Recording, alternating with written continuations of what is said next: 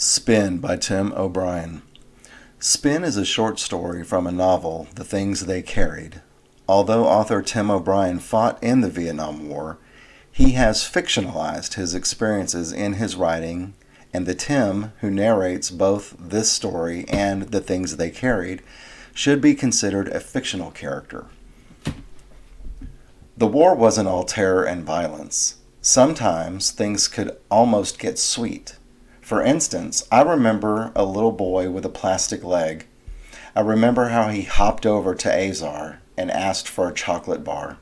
GI number 1, the kid said, and Azar laughed and handed over the chocolate. When the boy hopped away, Azar clucked his tongue and said, "War is a B." He shook his head sadly. One leg, for Pete's sake. Some poor guy ran out of ammo. I remember Mitchell Sanders sitting quietly in the shade of an old banyan tree. He was using a thumbnail to pry off the body lice, working slowly, carefully depositing the lice in his blue USO envelope. His eyes were tired. It had been a long 2 weeks in the bush. After an hour or so, he sealed up the envelope, wrote "free" in the upper right-hand corner, and addressed it to his draft board in Ohio. On occasion, the war was like a ping-pong ball. You could put a fancy spin on it. You could make it dance. I remember Norman Bowker and Henry Dobbins playing checkers every evening before dark. It was a ritual for them. They would dig a foxhole and get out the board and play long, silent games as the sky went from pink to purple. The rest of us would sometimes stop by and watch. There was something restful about it, something orderly and reassuring.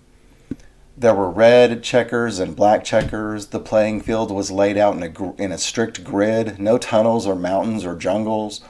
You knew where you stood. You knew the score. The pieces were out on the board. The enemy was visible. You could watch the tactics unfolding into larger strategies. There was a winner and a loser. There were rules. I'm 43 years old and a writer now, and the war has been over a long while. Much of it's hard to remember. I sit at this typewriter and stare through my words and watch Kiowa sinking into a deep muck of a field, or Kurt Lemon hanging in pieces from a tree. And as I write about these things, the remembering is turned into kind of a rehappening. Kiowa yells at me. Kurt Lemon steps from the shade into bright sunlight, his face brown and shining, and then he soars into a tree. The bad stuff never stops happening. It lives in its own dimension, replaying itself over and over. But the war wasn't always that way. Like when Ted Lavender went too heavy on the tranquilizers. "How's the war today?" somebody would say, and Ted Lavender would give a soft, spacey smile and say, "Mellow, man. We got ourselves a nice, mellow war today." And like the time we enlisted an old papasan to guide us through the minefields out in the Batangan Peninsula. The old guy walked with a limp, slow and stooped over, but he knew where every safe spots were and where you had to be careful and where you, even if you were careful, you could end up like popcorn. He had a tightrope walker's feel for the land beneath him, its surface tension, the give and take of things. Each morning we'd form up in a long column, the old papasan out in front, and for the whole day we'd troop along after him, tracing his footsteps, playing an exact and ruthless game of follow the leader. Rat Kiley made up a rhyme that caught on, and we'd all be chanting it together. Step out of line, hit a mine. Follow the blank, you're in the pink.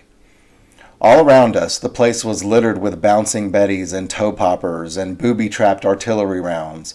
But in those 5 days in the Batangan Peninsula, nobody got hurt. We all learned to love the old man. It was a sad scene when the choppers came to take us away. Jimmy Cross gave old Papasan a hug. Mitchell Sanders and Lee Strunk loaded him up with boxes of sea rations. If you weren't hiking while carrying a heavy load of equipment, you were waiting. I remember the monotony, digging foxholes, slapping mosquitoes, The sun and the heat and the endless paddies, even in the deep bush, where you could die in any number of ways, the war was nakedly and aggressively boring. But it was a strange boredom.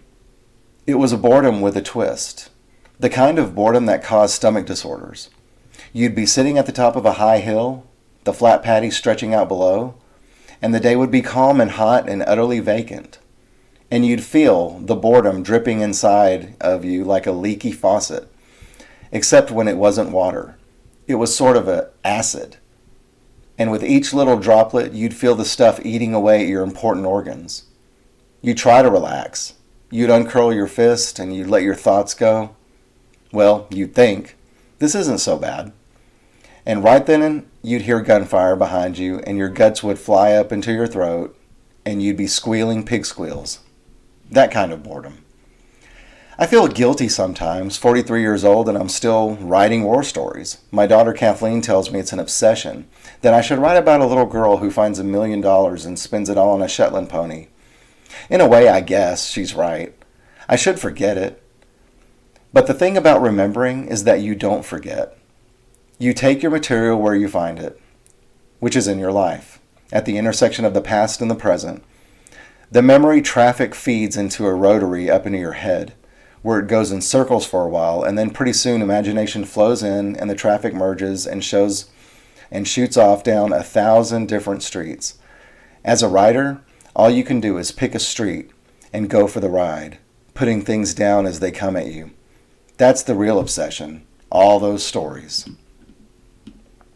Not bloody stories necessarily, happy stories too, and even a few peace stories. Here's a quick peace story. A guy goes AWOL, shacks up in Da Nang with a Red Cross nurse. It's a great time. The nurse loves him to death. The guy gets whatever he wants, whenever he wants it. The war's over, he thinks. But then one day he rejoins his unit in the bush. Can't wait to get back into action. Finally, one of his buddies asks him what happened with the nurse. Why so hot for combat? And the guy says, all that peace, man. It felt so good it hurt. I want to hurt it back. I remember Mitchell Sanders smiling as he told me the story. Most of it he made up, I'm sure, but even so, it gave me a quick truth goose. Because it's all relative. You're pinned down in some filthy hellhole of a paddy, getting your butt delivered to kingdom come, and then for a few seconds everything goes quiet and you look up and you see the sun with a few puffy white clouds. And the immense serenity flashes against your eyeballs. The whole world gets rearranged. And even though you're pinned down by the war, you never felt more at peace. What sticks to memory often are those old little fragments with no beginning and no end. Norman Boker, lying on his back one night, watching the stars, then whispering to me, I'll tell you something, O'Brien. If I could have one wish, anything, I'd wish for my dad to write me a letter and say that it's okay that I don't win any medals. That's all my old man talks about, nothing else. How he can't wait to see my gosh darn medals. Or Kiowa teaching a rain dance to Rat Kiley and Dave Jensen. The three of them whooping and leaping around barefoot while a bunch of villagers looked on with a mixture of fascination and giggly horror. Afterward, Rat said, so where's the rain? And Kiowa said, the earth is slow, but the buffalo is patient. And Rat thought about it and said, yeah, but where's the rain? Or Ted Lavender adopting an orphan puppy, feeding it from a plastic spoon and carrying it in his rucksack all day until Azar strapped it to a Claymore anti-personnel mine and squeezed the firing device. The average age of our platoon, I guess, was 19 or 20, and as a consequence, things often took a curious, playful atmosphere.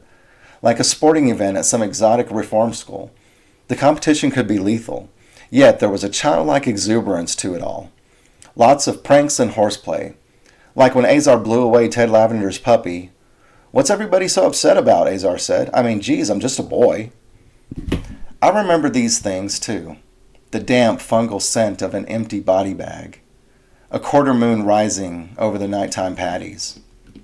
Henry Dobbins sitting in the twilight sewing on his buck sergeant stripes, quietly singing, a tisket, a tasket, a green and yellow basket.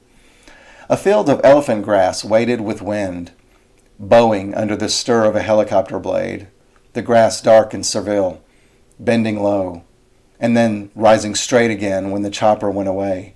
A red clay trail outside a village of Maikay. A hand grenade. A slim, dead, dainty young man about 20.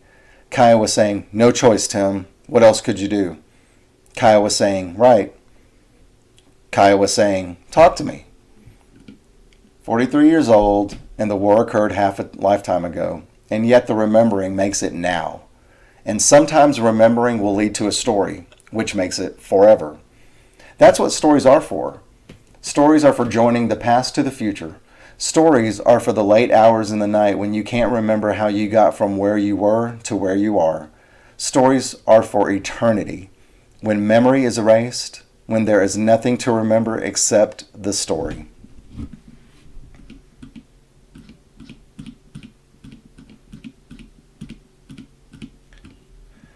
Facing It by Yusef Komunyakaa. A black face fades, hiding inside the black granite. I said I wouldn't, damn it. No tears. I'm stone. I'm flesh. My clouded reflection eyes me like a bird of prey. The profile of night slanted against morning. I turn this way, the stone lets me go. I turn that way, I'm inside the Vietnam Veterans Memorial again, depending on the light to make a difference. I go down the 58,022 names, half expecting to find my own in the letters like smoke. I touch the name Andrew Johnson.